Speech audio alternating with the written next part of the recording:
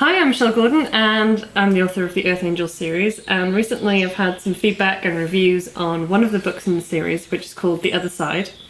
And the consensus is, why did you write it? And why would anybody actually need to read it? Because it is essentially, the same timeline, the same story as the first book, The Earth Angel Training Academy, but it's told from the other side of the story. So it's told from the point of view of the male characters. So I just wanted to explain a little bit why I wrote it, why I found it difficult to write it, and even when I published it, I found it difficult to then market it because I kind of felt the same way. I was just like, well, what was the point of that? So when I actually started writing it, my idea originally was that it was meant to be an almost prequel to the Academy, and it was meant to be from the point of view of the children, of the crystals, the indigos and the rainbows. And literally within 1,000 or 2 words into the book, I realised that that wasn't the book that I was writing. And I've been telling people for months that that was what I was writing. That's not what happened. So I started writing, and it was very clear that all the male characters were kind of turning up and wanting their story told. So I fought with that for a while. I mean, as people who were waiting for it knew, it took a few months for me to be able to actually finish it and to get it out there, because that wasn't the book that I wanted to write. And also, I found it difficult to get into the heads of all the male characters and to find out all their backstories and find out why they'd acted the way they had, etc. So that was really difficult. And also, there was a few technical problems I had while writing it, like losing 2,000 words one day when my hard drive decided to pack up. So there was a lot of difficulty in actually writing it and actually completing it. And the other thing as well was that it was very structured, because obviously I'd already published the Academy. I already had the structure, the plot, everything was there, so I had to fit this into that plot, into that structure, and I don't do plotting and structure. I'm very much a kind of go with the flow and see what happens. So that was a very tricky kind of challenge for me. So anyway, I finished it, I published it, I put it out there, and then I did literally nothing with it. I kind of didn't really want to ever see it again, to be honest. And considering the reviews I've had back, I think people are either picking up on the difficulty that I had writing it, or they're reading it and saying to me, it's the same story, why would I want to read the same story? And I was kind of with them on that. And then a few months ago, I picked it up and I was flicking through, and I realised that there was actually quite a few parts that I quite liked, that I hadn't actually given credit to.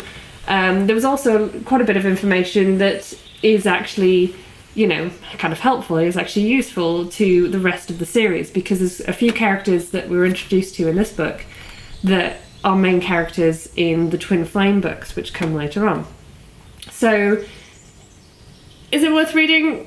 I think so, but then again, saying that, it has been described as being the director's cut, so the editor's cut of the Earth Angel Training Academy, and if you're not the kind of person to watch the director's cut, I have to admit, I watched all the extended versions of Lord of the Rings, including the, I don't know how many hours of extra bonus material on how they made the costumes and everything. And I watched that because I loved it, and that's me. But I obviously recognise that not everybody is like that.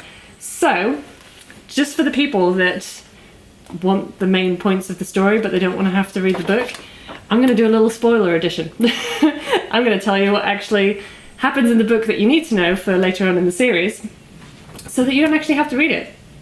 So if you do want to read it, or you haven't read the Academy yet, then you might want to switch this off at this point, because otherwise you're not going to want spoilers. But if you've read the Academy, you're not sure whether to read it, or you've read the Academy and the Awakening, and you don't know if you want to read it, then watch on. You might feel the need not to actually bother. So here we go. So, welcome to the spoiler part of The Other Side. I'm now going to summarise as quickly as possible the main characters and main points of The Other Side, so that you don't have to read it.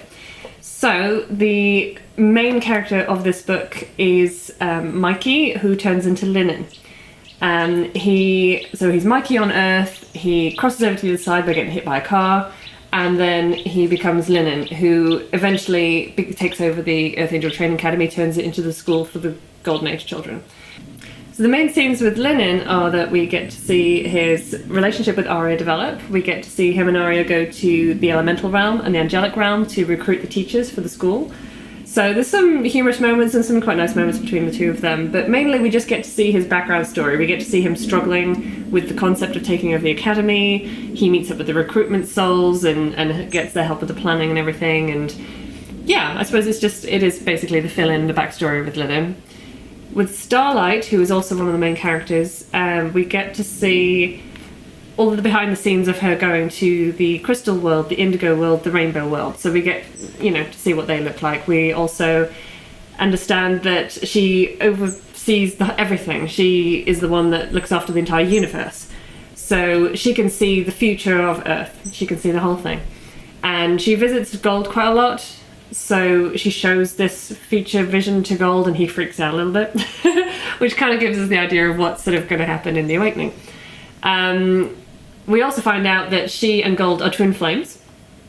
So, yeah, Gold, who's the main elder who looks after Earth, and Starlight, who looks after the universe, are twin flames, which, they haven't had a lifetime together for quite some time, so they're just on their missions, basically.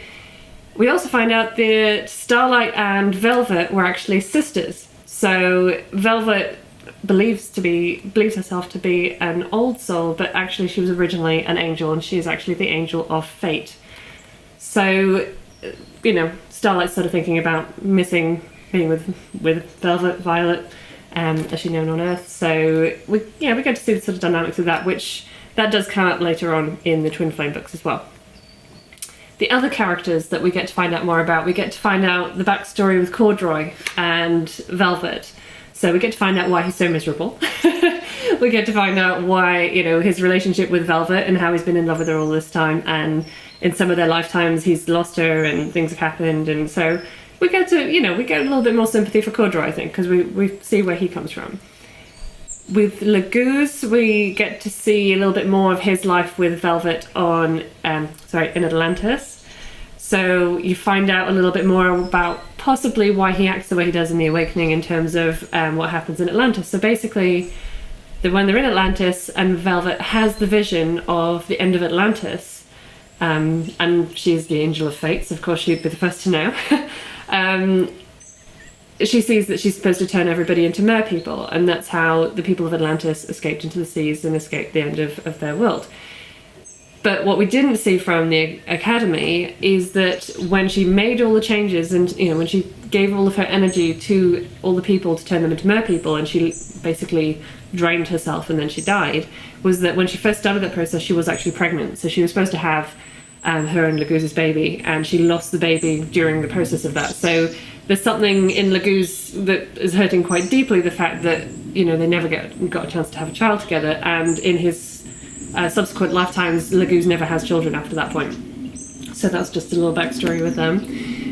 Then the other fairy that we get to find out about is Leon, who is the fairy seer. So we get to see all Leon's visions of the different things to come. So he sees some things to come in The Awakening, and he makes friends with one of the indigo children. And, we get to see the sort of relationship develop between the two of them. And he also comforts some of the other characters who are losing their twin flames and going through some different things as well. We also see Micah, there's Micah and Emerald, who feature more in the later books as well, in the reunion. So we get to see from Micah's point of view, the fact that he's worried about coming to the Academy and going to Earth because he's lost Emerald before and he doesn't want that to happen again. So we get to see it from his point of view. So there you are. I've basically summarised all the main points of the book. There is obviously a lot more in there than that. There's a few other characters who are very minor characters that do appear later on in the series, so there's obviously more information about them. But essentially it is, the extended edition, the extended version of the Earth Angel Training Academy. So if you really enjoyed that book but you just want to move on to the sequels, then skip this one altogether. Because there's no need to sort of go through it if you're happy to just find out the information that's in here later on in the series anyway.